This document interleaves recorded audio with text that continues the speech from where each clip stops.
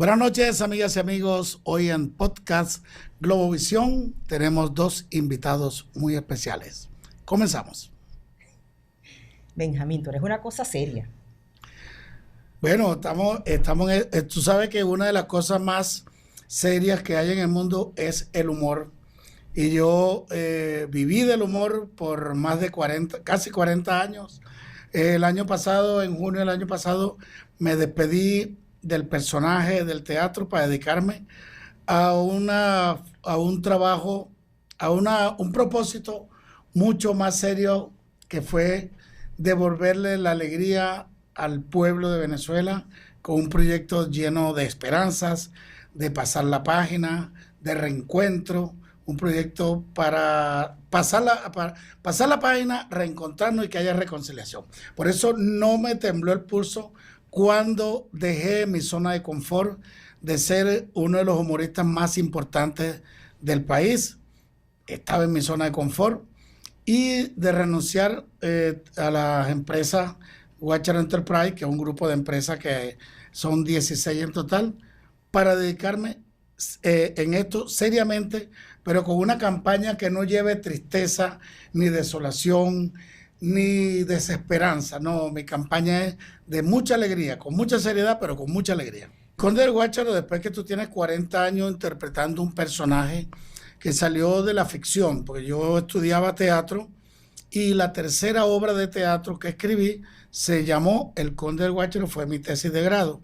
La segunda se llamó El Crimen no paga y ganó el premio César Rengifo como mejor dramaturgo en el 85. El personaje del Conde del Guácharo me ha permitido durante 40 años recorrer todo el país.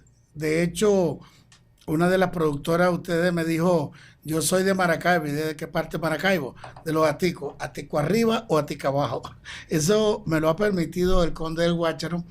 Y yo creo que Venezuela me adoptó a mí. Yo perdí a mi mamá a los 16 años. Yo era un niño todavía y fue muy duro. Pero encontré en Venezuela, a través de ese personaje, una madre que me regaló millones y millones de venezolanos, que son mis hermanos. ¿Qué hay del Conde del Guácharo?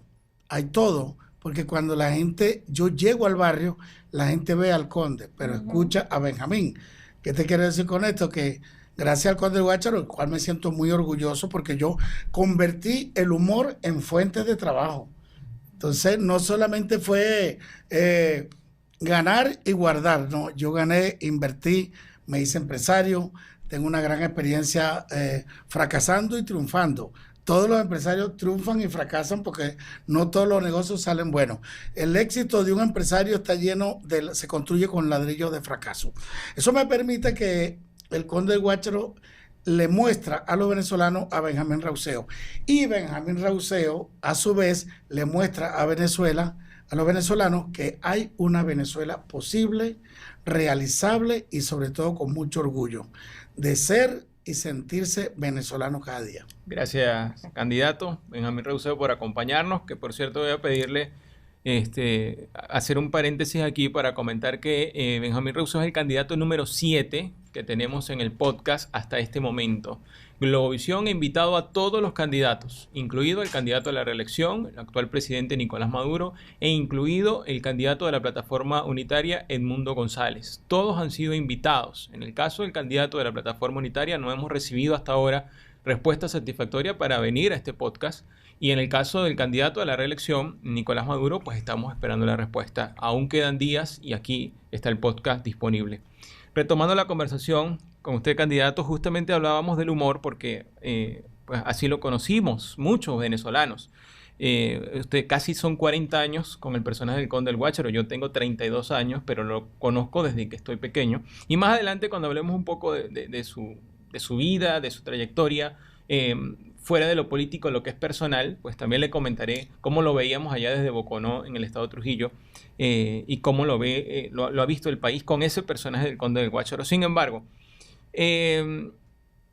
ha decidido separarse de la comedia como candidato. Le pregunto porque en estos días, casualmente revisando TikTok, me salió un video, no sé si recuerda usted esto que le sucedió. Estaba, creo que, haciendo algún recorrido. El video era muy corto, pero salió un muchacho en TikTok y decía: Conde, échame un chiste. y su respuesta fue, ando en modo candidato. ¿Se separa del humor o considera que empatizar con la gente por medio del humor también es necesario, dado que usted le ha regalado muchas carcajadas al país? Sí, no, bueno, en realidad fue muy espontáneo, pero por eso te digo, la gente ve al conde porque no me ha escuchado hablar, no me ha escuchado las propuestas, que es lo que yo he estado diciéndole a todos los demás candidatos, que la gente no quiere, yo les aconsejo, yo sé que muchos no quieren votar por emoción, porque votar por emoción te puede llevar luego a una decepción. Creo que el hecho, que bueno que ustedes hayan invitado a todos los candidatos, ojalá todos puedan venir, porque la gente quiere conocer no solo las propuestas, sino el lado humano, quién está detrás de esa candidatura, y que la gente no te encasille, este es malo, este es bueno. Y la gente, como te dije, ve al conde, pero eso es muy bueno. Y a la vez, por otro lado, la gente dice, hay alguna gente dice, no, esto es una echadera de broma, ¿qué va a pasar? Pero te voy a decir antes de decirte la historia que me pasó en Boconó, es que no, yo en junio del año pasado, el 9 de junio del año pasado, en Miami yo hice mi última función como comediante. Cuando me separé del personaje, colgué los hábitos. Y el conde del Guácharo, cuando yo me separo de él, me dijo, lo único que te pido es que no le falle a Venezuela. Y de verdad que no, salir de la zona de confort, no ha sido fácil separarme de una relación tan larga entre el personaje y yo. Yo no sé, uno a veces no sabía dónde terminaba el conde y dónde empezaba Benjamín y viceversa, porque se fusionaron, una especie de como Dr. Jekyll y Mr. Hyde. Pero claro, yo lo saco porque mi campaña es muy alegre y yo cuando voy a las entrevistas trato de ser jovial, pero en realidad la gente lo que quiere escuchar qué trae el hombre en la mano, porque yo veo a los demás candidatos, bueno, el de la plataforma unitaria no hace mucha campaña, pero yo veo que el presidente Maduro lo que hace es bailar, se montó en una tarima, y entonces ese venezolano que ha evolucionado, aquí no ha habido ya, aquí no existe revolución, y porque si hubiera una revolución, Venezuela sería otra. Aquí lo que ha habido es una evolución del venezolano. Entonces tú me dices a mí que tú me vas a arreglar los problemas de la electricidad bailando en una tarima. Entonces yo quiero saber cuáles son los planes. Yo voy a mostrar los míos, estoy mostrando los míos. Yo quiero que el presidente Maduro muestre los planes, muestre las obras, como él es presidente en ejercicio, él debe mostrar todas las obras que ha hecho en estos 12 años y mostrar las obras que va a hacer en los próximos 6 años. Claro, tú hablas de que el venezolano ha evolucionado. El país es el país porque ha evolucionado en estructuras. Pero el venezolano ha evolucionado, ¿por qué? Pero no te dispares. No, él es más inteligente, ha aprendido a sobrevivir sin luz, sin agua, sin crédito. Entonces, por eso es que yo te digo que el venezolano necesita escuchar las propuestas. Y yo le digo a la gente de la plataforma unitaria que muestra al candidato hablando, la gente quiere tocar al candidato, porque, bueno, nosotros estamos muy orgullosos, según nuestros recursos, hacer la campaña que estamos haciendo, una campaña que se parece al país económicamente. Estamos cortos de recursos, pero la inventiva. Por eso es que te digo yo que el venezolano ha evolucionado mucho y ese venezolano necesita saber qué es lo que ofrece cada candidato. Más allá de Maduro, vete ya, es que esta es una lucha del bien contra el mal, Darth Vader, Guerra de las Galaxias. No. El venezolano está cansado. Tú le preguntas a cualquier muchacho de estos que son los dueños del futuro, porque aquí siempre dice, la juventud es el futuro. No, el futuro de la juventud es hoy, porque cuando lleguen a la vejez ya no son jóvenes, ya habrán otros jóvenes. Entonces, lo que te quiero decir que la campaña no se debe basar en caravana de carnavales ni en baile, porque el país no está para bailes. Si algo quiere el país es gente seria. Y no, bueno, este hombre va a arreglar, no, el equipo. Por eso es que es bueno cuando me dicen, pero tú no tienes experiencia política. Es verdad, no tengo. Eso no es bueno ni es malo. Es una realidad. Yo esa experiencia política que tienen todos los políticos que están aspirando a ser presidente, esa experiencia no la quiero, porque esa gente tiene más de 25, 30 años de experiencia y ahí están los resultados de lado a lado. Tú dirías que el principal, perdón, Bernardo, tú dirías que el principal problema de Venezuela, siendo tú no político, sino empresario, que la dificultad venezolana es la gerencia. Sí, porque la diferencia entre en este momento sí soy político porque estoy trabajando en un ámbito político, pero no tengo experiencia. Entonces me gustaría ser recordado como un hombre que rompió los paradigmas. ¿Y cuál es la diferencia entre un político y un gerente? Un gerente, tú sabes de dónde saca el dinero para vivir como vive, ¿no? Entonces yo quiero que los demás también en 30, 40 años, 25 años de político, o sea, ¿de qué ha vivido? Y la otra diferencia que tiene un político de un gerente es que un gerente arma equipos, un gerente no dice lo que hay que hacer, dice cómo se hace, con quién se hace, cuánto va a costar y que cada obra que salga de los dineros públicos sea auditable porque tiene a gente clara y honesta. El país involucionó en estructuras. O sea, nosotros tenemos, el país retrocedió estructuralmente 30 años y el mundo avanzó 30 años. Ahí están las universidades. Mi apreciada UDO, la Universidad de Oriente, núcleo de Sucre, de Monagas y Anzoátegui, eso está en el suelo y así están la mayoría de las estructuras. Entonces, lo bueno, porque todo en la vida, aunque sea malo, trae algo bueno. ¿Qué es lo bueno que yo veo? Que el país lo destruyeron tanto que hay que hacerlo todo de nuevo. Entonces yo propongo a la gente que rastremos este terreno y sembremos la semilla de la paz y la esperanza. Usted dijo en una oportunidad, candidato, el venezolano aprendió a buscarle la parte cómica a su desgracia. Para cerrar este tema con el que hemos comenzado de cómo lo asociamos con la comedia, no solamente el venezolano aprendió a buscarle la parte cómica a su desgracia, sino que el Conde del Guácharo es un personaje que se dio a conocer porque habían espacios de humor que hoy están desaparecidos, que hoy prácticamente no existen en la televisión nacional. ¿No considera usted prudente también que en medio de sus propuestas, que usted las ha estudiado, las ha presentado, también pueda decirle a esa gente, a ese venezolano que se aprende a reír de sus problemas, pero para salir adelante? No para quedarse riendo y no hacer nada, sino para salir adelante. ¿No cree usted prudente también que aproveche esa conexión del Conde con la gente para decirle a las personas, vamos a reírnos, pero en medio de esas risas vamos a retomar los programas de humor, vamos a hacer todo lo que hizo a grandes humoristas crecer, también vamos a traer un país de prosperidad como lo sueñan la mayoría, sin necesidad de desligarse completamente de lo que es ese personaje del Conde, que usted, bueno, por supuesto que su decisión dice usted, de paralizar esa faceta de casi 40 años, pero siempre va a ser el Conde del Guácharo para Venezuela, y creo que también Venezuela o un sector del país lo podría ver como abogado, como empresario. Sí. Él también se encadena. Tiene derecho. No, está bien. Y déjame complementar. Déjame complementar con algo más para cerrar este asunto de la parte de la comedia. Lo que le acabo de mencionar, además, escuché una vez al presidente de la República decir que lo conocía solamente como comediante. Y yo lo conozco a él nada más como autobusero. Entonces estamos en paz. Pero esa no es la idea. La idea es, cuando yo te digo que el venezolano, por eso te digo que reitero mi respuesta a la anterior, cuando te digo, yo colgué los hábitos, yo creo que el Conde del Guácharo cumplió una etapa y comienza otra. Sigo en la empresa privada y ahora en la política.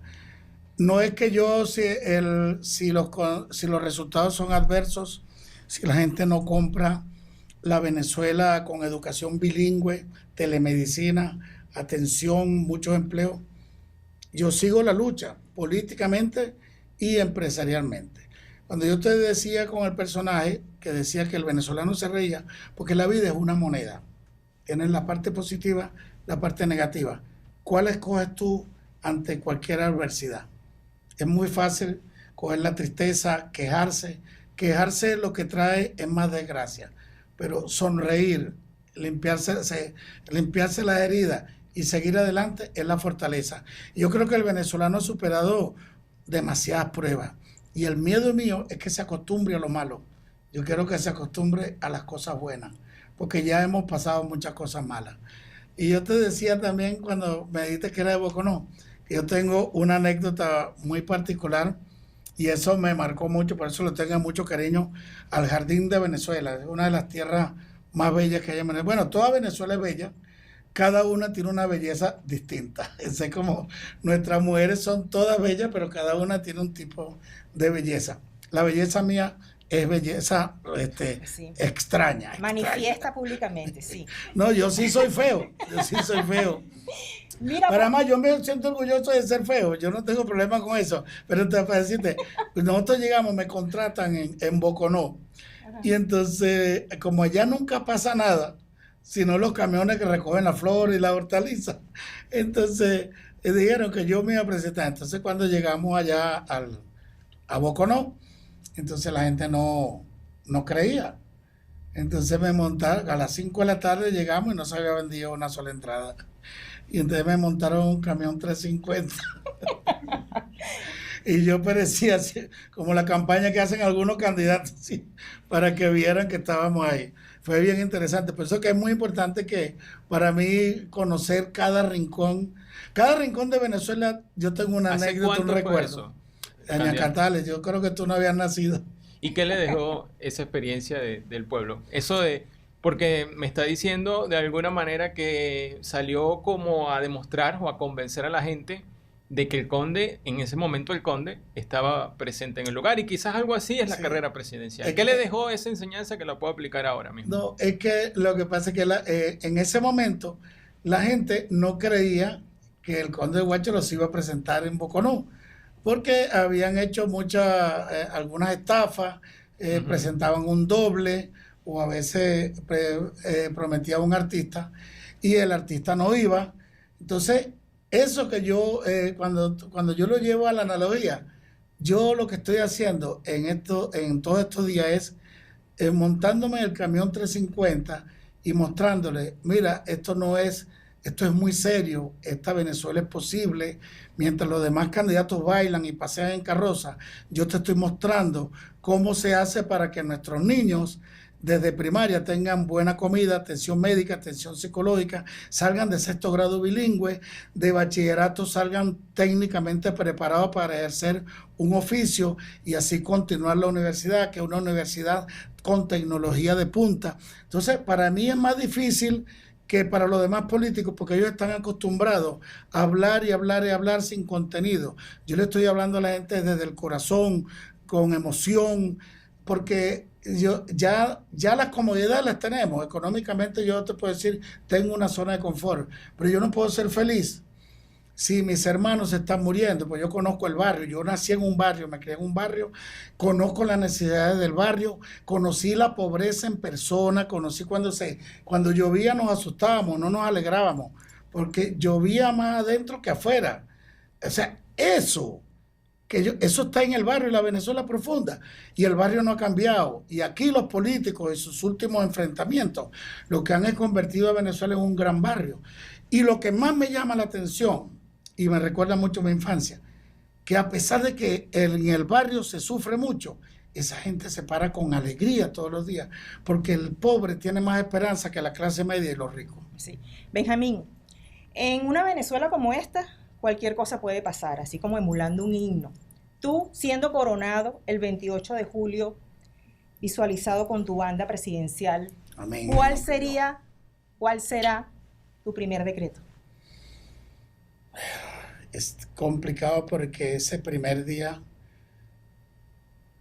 una vez que me juramente, Por supuesto, por supuesto. Vamos a Una vez trabajar. ganada la corona el 28, la toma de posesión en enero, ¿verdad? Sí. Tu primera medida como presidente de la República, ¿cuál será? Ya te la tengo, pero a mí me gustaría, señorita Balsa, si usted me lo permite, aclararle a la gente Ujú. que aquí se está vendiendo una hipótesis que si gana una persona el 28, ya el 29 no existe chavista, ya todo se desapareció, todo cambió de un día para otro. Señor, hay que ser responsable con el país. Esto no está tan fácil como lo están vendiendo. Y eso puede traer más decepción que felicidad.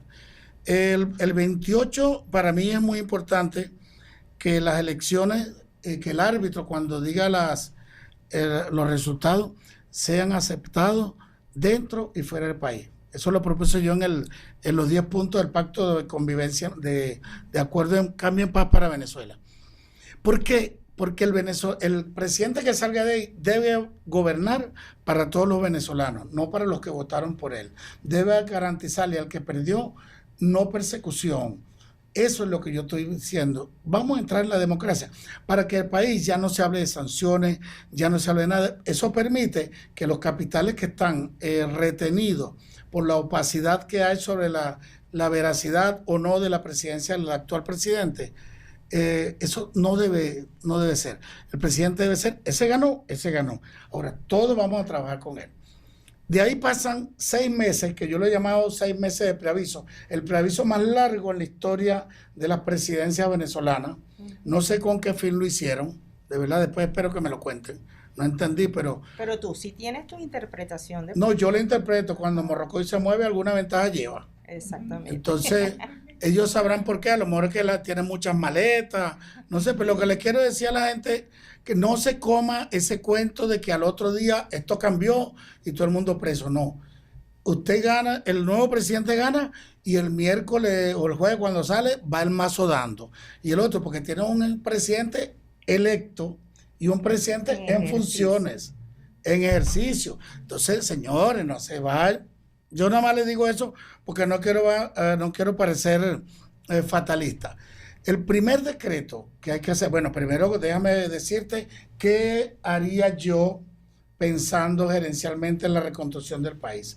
Lo que uno ve como una debilidad, yo lo veo como una fortaleza. Tú sabes lo que es siendo presidente electo y tener 6 meses para buscarte a los mejores equipos, para viajar a los países que quieras y reunirte con las empresas que producen, visitar Finlandia, Noruega, que tienen los sistemas de educación más avanzados del mundo.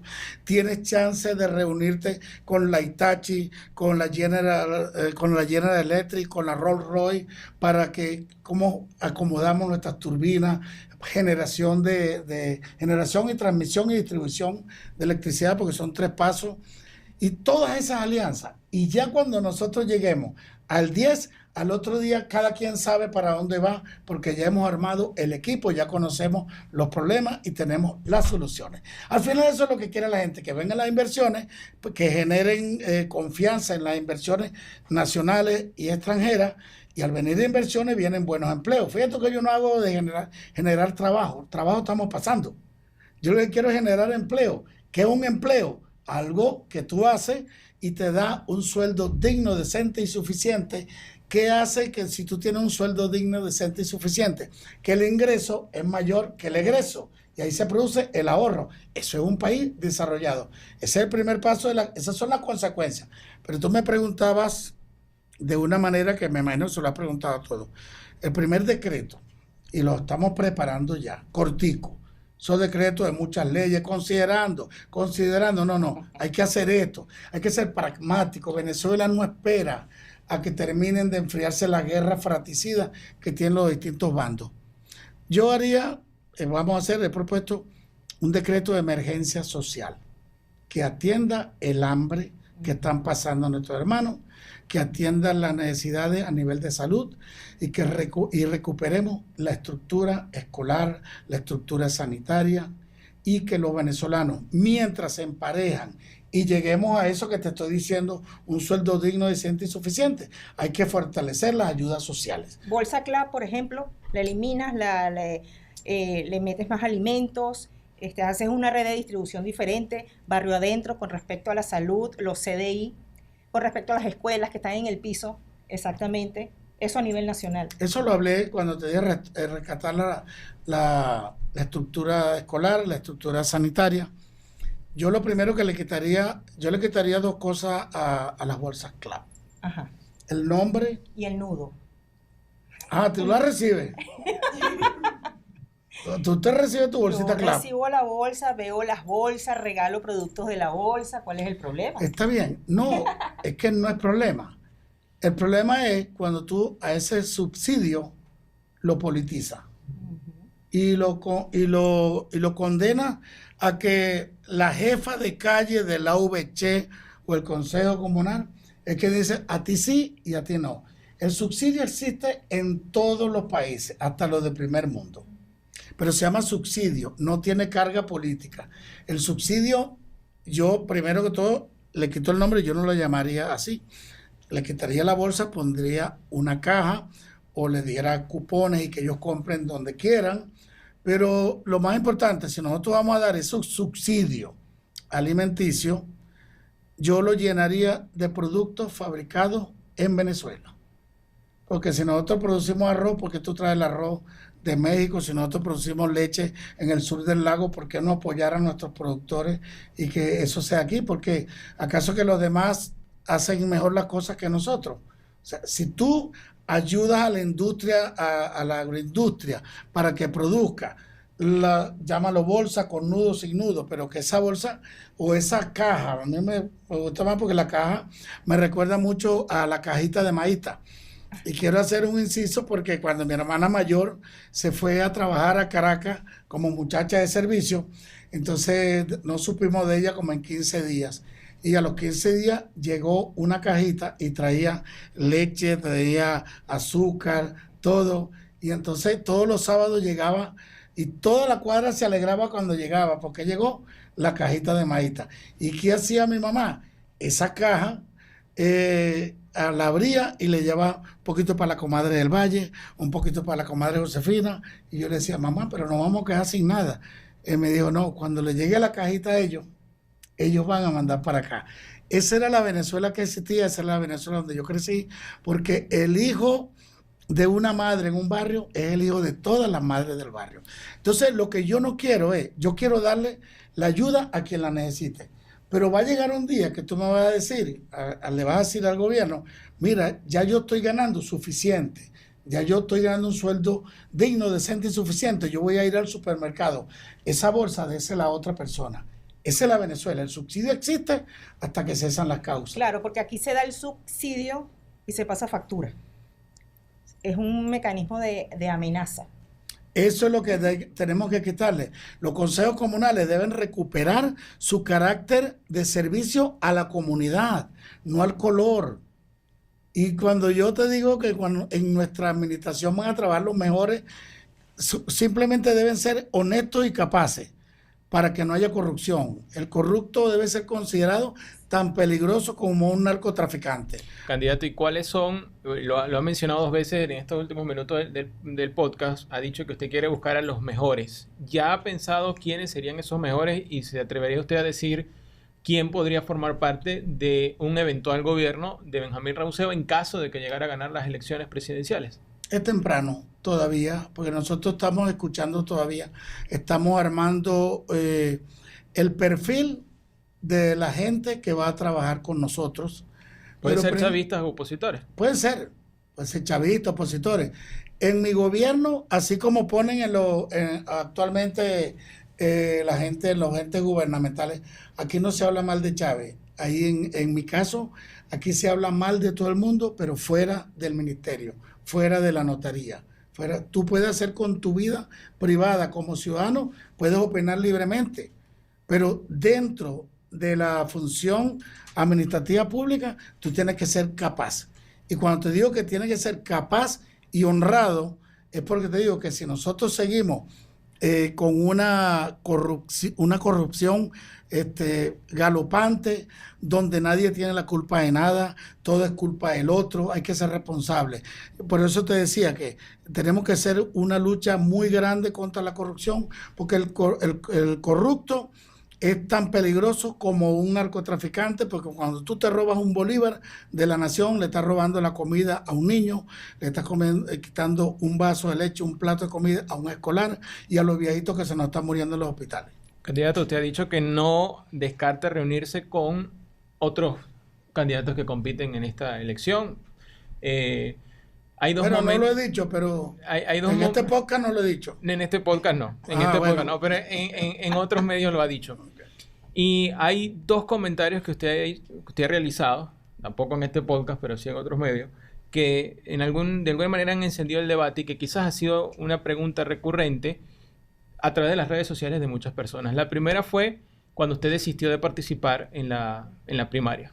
Usted había comentado que un candidato que no participara dentro de la primaria podría estar trabajando para dividir al país. Y lo segundo que usted dijo, creo que ya fue en estos últimos meses, estuvo en La Vega, alguien le saludó, le dijo algunas cosas y usted también decía que esperaba que el candidato Edmundo González visitara La Vega. Luego hubo una reacción también por parte de ese candidato.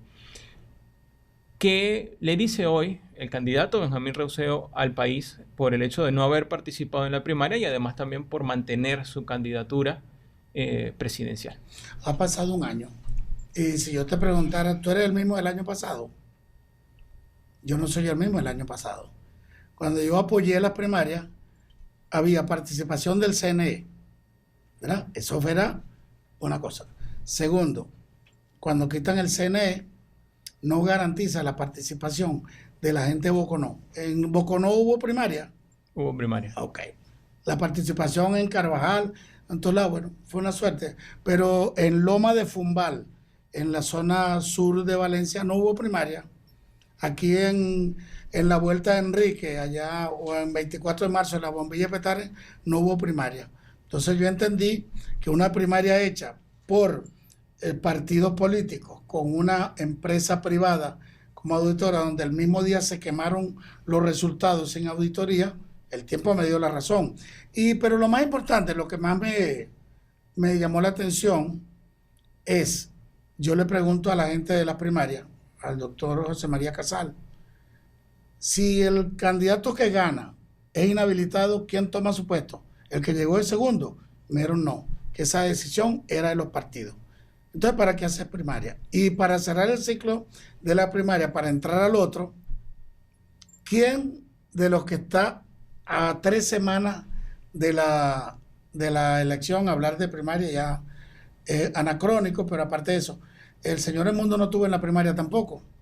O sea que no es cuestión de quién estuvo en la primaria. La más cercana que tuvo de estar en el tarjetón fue la señora Corina Llori, porque ella era la vicepresidenta de la Comisión Nacional de Primaria. Qué casualidad.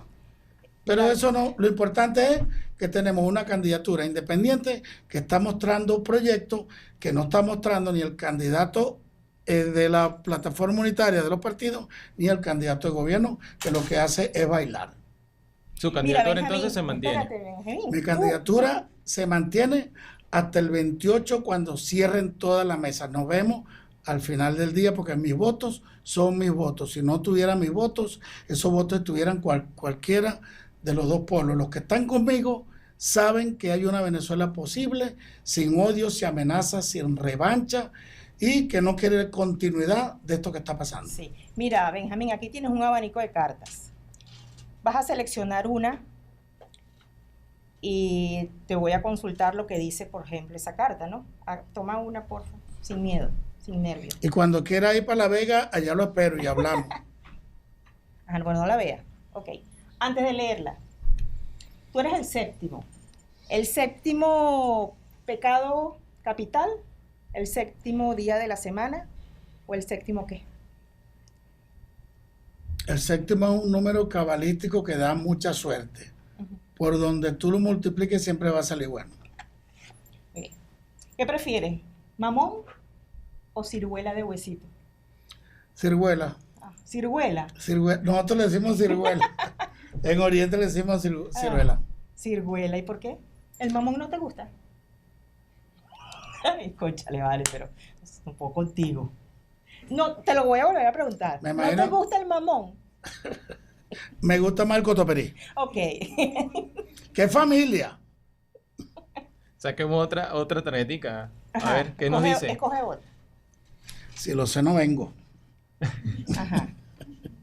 No, estoy muy agradecido que me hayan traído, sobre todo que venimos de una serie de programas que a veces se tornan muy tenso y como yo les decía al principio que hacer política no tiene por qué ser de lágrimas, llanto y amargura, porque eso enfría el ánimo de la gente. Yo creo que nosotros los venezolanos necesitamos una gran dosis, no tanto de humor, sino de alegría, porque la alegría es la esperanza. Y nosotros que venimos del barrio nos podemos acostar sin comer, pero con la esperanza de que el otro día habrá. Sí.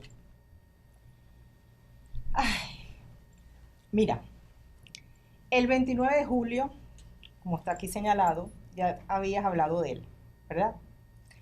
Te pregunto,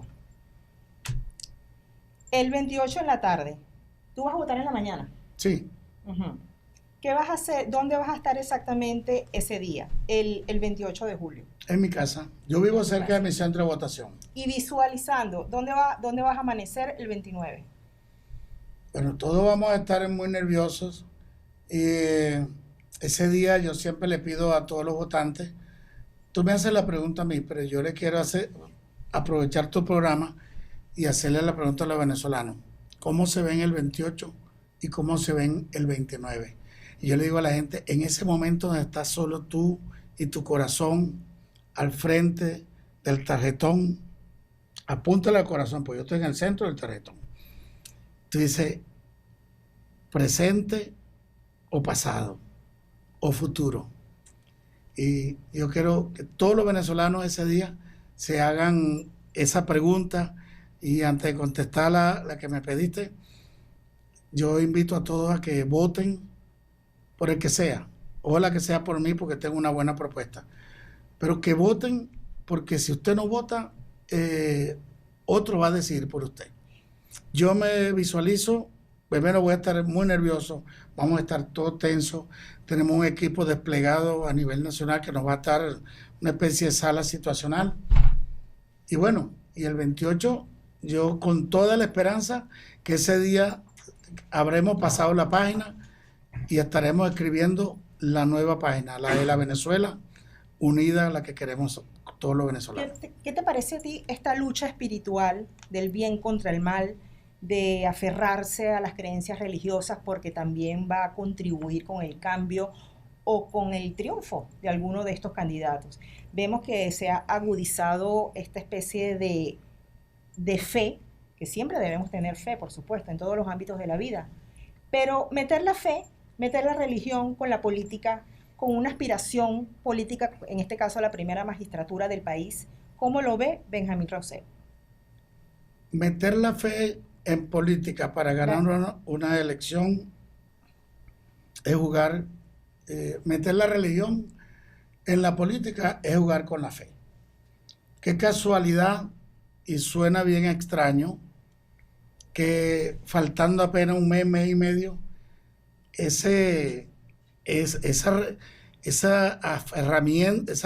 aferrarse a la fe, y los otros 12 años nunca hubo ese apego por la religión. ¿Qué pasó ahí? Eso es lo que uno tiene que preguntarse, ¿de cuándo acá? Entonces tú usas las corrientes, las religiones, que yo las respeto todas, entonces solamente lo usas en un tiempo de elección. ¿Qué pasa después que ganaste o perdiste la reelección? Ya no eres tan religioso. Y qué casualidad que faltando 3 semanas para las elecciones es que tú armas un ministerio para atender a los abuelitos y adultos mayores. ¿Y qué pasó el resto de los 12 años? ¿No existían adultos mayores? Esa es la pregunta. O sea, se aferran a todo para ganar un voto. ¿Y después de eso qué? Por eso es que yo le digo a los candidatos, o sea, ¿qué tiene? O sea, y baila muy bien, y qué bueno, que cantas y todo. Y la otra señora, muy bueno, todo, la carroza. ¿Qué van a hacer? Lo que están preguntando los jóvenes, ¿cuáles son las oportunidades para ellos? Porque hay muchos muchachos que están esperando, no, si esto sigue así me voy. Yo lo que quiero es proponer un país donde ellos participen, donde hay un programa de mi primer empleo, mi primera beca, en fin. Yo lo que no quiero es que se vayan, sino que los que están afuera se quieran venir y los que están adentro no se quieran ir. Porque generalmente cuando tú... Me recuerda mucho esta situación, que la felicidad está aquí, la oportunidad está aquí. ¿Por qué la gente migra? Porque no ve oportunidades, porque no ve en los líderes que tienen y no ve a nadie a quien creerle. lamentándolo mucho, señores políticos con experiencia no le creen. Y esto me recuerda mucho El Alquimista, que el personaje sale un día a buscar algo y lo busca y lo busca y lo busca. Después que atraviesa 1000 cosas y atraviesa el desierto, le dicen o descubre que lo que él estaba buscando estaba en el mismo sitio en la primera página del libro. Lo tenías al frente y no lo ves. Exacto. Esa es como la felicidad está en el corazón. Vamos a hacer, yo admiro mucho a los que están afuera y admiro mucho a los que están adentro. Los que estamos adentro estamos obligados a luchar para que ustedes vuelvan y ustedes están obligados a prepararse más de lo que se están preparando para reconstruir esta Venezuela que es la madre de todos. Candidato, no quisiéramos que se nos vayamos a terminar el podcast sin hablar un poquito también de su vida personal y quizás sí puede ser referencia o de ejemplo para algunas personas. Pero antes de eso, políticamente, vamos a ver si podemos hacer esto lo más breve posible. Políticamente, si llegara a ser presidente de la República por el apoyo de la mayoría de los venezolanos, la reelección indefinida la dejaría. La relación con las fuerzas militares, ¿cómo sería? Su relación con gobiernos como Estados Unidos, ¿cómo sería? Qué bueno que tienes tantas preguntas y yo pocas respuestas. Entonces, ¿cómo hacemos? No, graneadita. Dale, la pues. que se me olvide me la recuerda. ¿Cómo no? Dale, pues. Bueno, en el ámbito La reelección. La reelección indefinida hay que eliminarla. No solamente eliminar la reelección indefinida en todos los cargos. Alcaldía, gobernaciones, diputados. No. Aquí hay que trabajar. No puede estar viviendo la política a menos que haga el trabajo de la política y justifique. Un plan de continuidad de gestión. Volver a las dos cámaras, Senado y diputados, para que haya representación igual, representación en un estado pequeño y en un estado grande. ¿Qué es lo que está pasando para la gente que no entiende? En la actual asamblea, los estados que tienen más población tienen más diputados y los estados pequeños tienen menos diputados. Se produce un equilibrio con la Cámara Alta o Senado porque cada estado tiene representación, dos por estado. Aparte de eso, traería la figura del senador vitalicio aplicable a Nicolás Maduro. Ten en cuenta que Nicolás Maduro va a ser el primer expresidente de esta nueva era. No tenemos, todos los demás ya no están con nosotros. Y el referendo, los referendos distintos que aparecen en la Constitución. Yo los quitaría. No.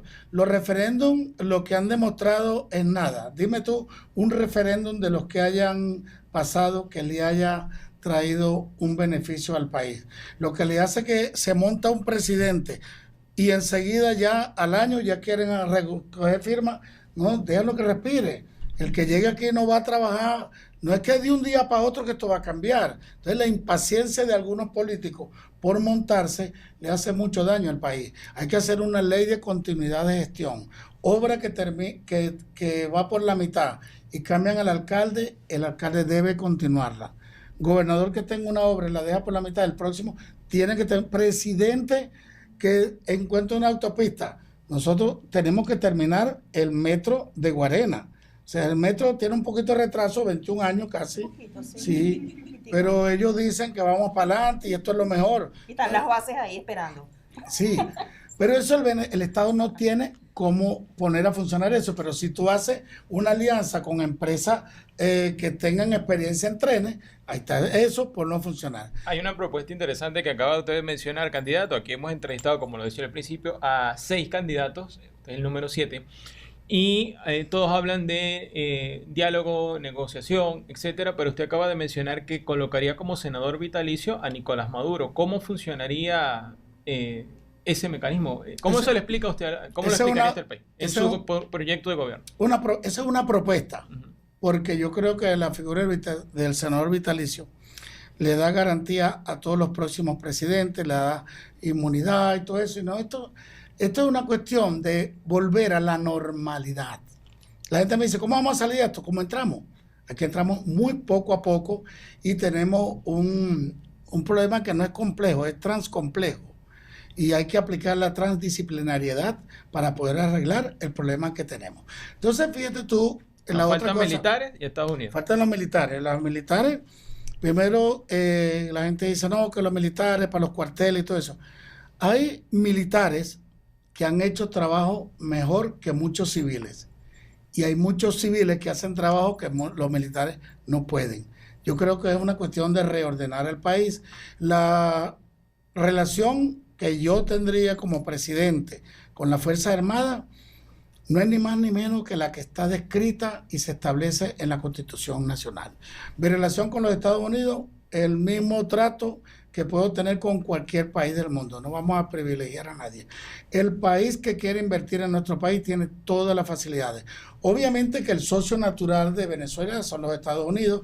Nuestra influencia de los últimos 100 años ha sido americana. De hecho, bueno, yo viví mucho tiempo en Boston, Miami, tengo 2 hijos americanos, pero sin embargo yo pienso que Estados Unidos es Estados Unidos y Venezuela es Venezuela. Nosotros no tenemos que ser patio trasero de nadie, sino socio de las potencias, sean China, rusa, persa, lo que tú quieras. Yo quiero que venga mucha gente a invertir y que vean que invertir en Venezuela es seguro y es rentable. Ajá, te quedó otra, no, Ya están listas. se acabó los granitos, pero ahora coge una. Y antes te pregunto, tú tienes una muchachera, tienes 5 hijos, ¿verdad? 5 hijos. ¿Y a qué edad los empezaste a tener? No lo veas. ¿A qué edad empezaste a tener a tus muchachos? No, es tarde, yo empecé a los 22 años ya. Ay, es tardísimo, 23, de verdad, que te quedaste en el aparato. Wow, bipolaridad. Tenemos ese trastorno los venezolanos, el bien, el mal, la dicotomía, el maniqueísmo que ha hecho tanto daño. No, yo no creo. El venezolano lo que tiene es una inteligencia y una gana. El venezolano es como esos motores 8 en B, que lo que están esperando que le suelten el freno para arrancar. El venezolano está tan preparado que todo, mira, yo te voy a decir una cosa. Nosotros, es muy fácil para nosotros salir adelante. Solamente activando el crédito, desde la tarjeta de crédito ya esto arranca. Imagínate tú si un muchacho tiene un emprendimiento y va a un banco y con una política que sea mi primer crédito. Fíjate tú, mi primer crédito para los emprendimientos, porque el venezolano quiere pagar, quiere oportunidades, pero no puede ser que nosotros, aquí nadie habla de crédito. Hay una aplicación que le ha ido muy bien y eso ha demostrado que el venezolano lo que quiere oportunidad. Dame mi tarjeta y yo te la pago. Dame mi crédito y yo me compro mi carro. Y entonces los constructores quieren construir, pero no tienen crédito al constructor. Esto es muy fácil, por un lado. No es que es fácil, pero tenemos la película clara. El gobierno, una vez que se liberen los fondos que tenemos, 3.500 millones en Londres, los que tenemos en Nueva York, los que tenemos los fondos retenidos por las causas que ya sabemos, ese dinero, 30% para el decreto de emergencia social. A los venezolanos hay que atenderlo de inmediato. Luego, 70% en conjunto con la banca, teniendo un banco central autónomo, que el gobierno no nos meta la mano. El Banco Central es del Estado, no es del gobierno de turno. Ese caudal de dinero entra a la banca y es la banca la que da crédito al inversionista, a la pequeña y mediana industria, a la agroindustria, da crédito para que se mueva la economía. En ese momento se genera mucho empleo. Para eso necesitamos reglas claras, pasar la página, pero si lo que me están vendiendo a mí es confrontación, entonces no va a haber crédito, no va a haber nada, porque van a pasar 6 meses antes de la toma de posesión. Si yo digo que en 3 semanas puede pasar cualquier cosa, imagínate tú lo que puede pasar en 6 meses. Claro. Mira, Benjamín, ¿cómo estás tú con los movimientos progres? Con la adjudicación de otro sexo, también con el aborto, el matrimonio igualitario, la eutanasia, la legalización de las drogas. No es como esté yo. Yo creo que yo respeto la vida privada. El Estado no pasa de la puerta del cuarto o de la puerta de la casa hacia adentro. Lo que usted haga con su vida, ese es su problema. Mientras no me afecte a mí, ni a mi familia, ni a mi vecino, porque en derecho decimos, mi derecho termina donde comienza el tuyo. Ahora, como yo veo que hay muchos grupos interesados en los temas, tanto el cannabis con el aborto, ahí sí no los acompaño de plano. Yo soy un hombre pro vida. Nosotros fuimos 7 hermanos y mi mamá y mi papá nos tuvieron en las condiciones más adversas. Recuerda mucho, Lula fue el 7º de 8 hermanos y la mamá nunca lo votó ni nada. Yo soy hijo de la vida. Por eso soy pro vida. Hay excepciones, pero están establecidas en la ley. Si hay un grupo que se quiere, lo que sí le puedo garantizar yo a los grupos, no se puede hablar de matrimonio igualitario, no soy yo el que lo tiene que hacer. Yo le garantizo como ciudadano la identidad a los que se cambien de sexo, porque es un derecho que está en la Constitución, y los derechos civiles de las personas que se unen, comparten una vida, uno de los dos fallece, es lógico que el que quedó herede. Sí. Esos derechos, eso es. Pero yo creo que como tenemos una asamblea que existe, vamos a darle uso. Entonces los grupos que estén interesados en la legalización del cannabis hagan su proyecto, ¿verdad? Y lo introducen en la asamblea donde tenemos diputados que fueron electos por el pueblo y que le deben respeto a ese pueblo que le eligió, discútanla y si la aprueban, ¿qué vamos a hacer? Es la mayoría la que habló. En cuanto a la unión entre parejas del mismo sexo, hagan también, que hay muchos abogados y gente que sabe eso, hagan su proyecto, lo llevan a la asamblea y lo que diga la mayoría. Yo creo que aquí no podemos seguir siendo esclavos de una minoría, pues cuando tú sumas todos los demás partidos, entonces gana una minoría con un 20 o un 30%, porque los demás, cuando suman los demás, eran mayoría. Candidato, ya nos queda pocos minutos de este podcast, tenemos que ir despidiendo, pero vamos a despedir también hablando un poco de lo que es su vida. Y le decía al principio del podcast que no quería cerrar sin antes comentarle que yo recuerdo hace muchos años atrás, estaba en Boconó con mi mamá y estaban haciendo un homenaje a su trayectoria como el Conde del Guácharo. Y la frase que me dijo mi mamá en ese momento fue: mira, él ha llegado ahí con mucho sacrificio. Y es una palabra que usted ha mencionado mucho aquí y además me llama la atención que ha mencionado mucho a su mamá. ¿Cómo se ve ahora mismo Benjamín Rauseo, tantos años después? Porque lo vi también, usted decía en la declaración en el simulacro que estaba muy emocionado, pero además lo vi emocionado. ¿Está emocionado el conde con todo esto? Bueno, Benjamín, con todo esto que le ha sucedido, ¿cómo ve y qué le dice a los venezolanos que, como usted, comenzaron soñando desde muy jóvenes y hoy quieren crecer? Sí.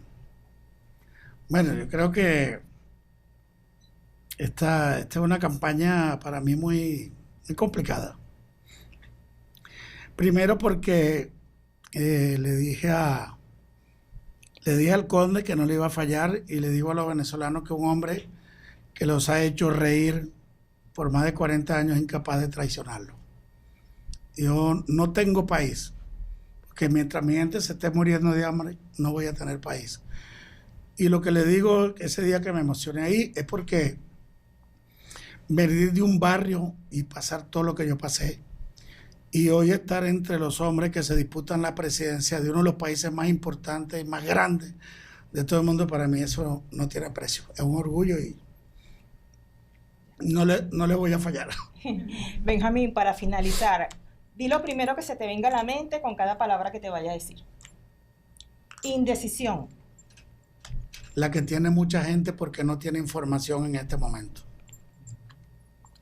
Ay, chiste. La bailadita en momentos tan duros como los que estamos pasando. Guabineo. Ay, mijo, esos son los otros políticos de mucha experiencia. Gallo pinto.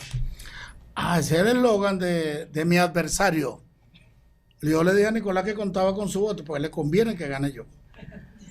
Y esta, última por ahora, vulgaridad. No digas por ahora que eso empava. Ajá. La última para finalizar el podcast. Vulgaridad. Lo que está pasando, mi gente, en todos los barrios, lo conozco. Se nos están muriendo los hermanos en los barrios y en las puertas de los hospitales. Con Rauseo Merreteo. Pasemos la página. Gracias a ustedes por la gran oportunidad. Disculpen si a veces me pongo emocionado, a veces soy alegre, a veces soy triste, voy del extremo, pero ese soy yo, un candidato de verdad y de corazón. Yo no trabajo para nietos, yo trabajo por el país. Y mi nieto está en el país. Tu mensaje final para los electores, nuevos electores, electores ya graduados. Yo se lo dije a los electores, señores, esta es una gran oportunidad que nos dio el acuerdo de Barbados, nos dio una fecha. vamos a aprovechar ese día de dirimir nuestras diferencias entre todos los venezolanos, sin injerencia en ningún país extranjero. Pero comprométanse a que el 29 comenzamos a escribir la nueva página, la de la Venezuela unida y posible donde los que están no se quieran ir y los que están afuera que se quieran venir. Candidato, usted ha dicho que el Conde le ha presentado a la gente a Benjamín.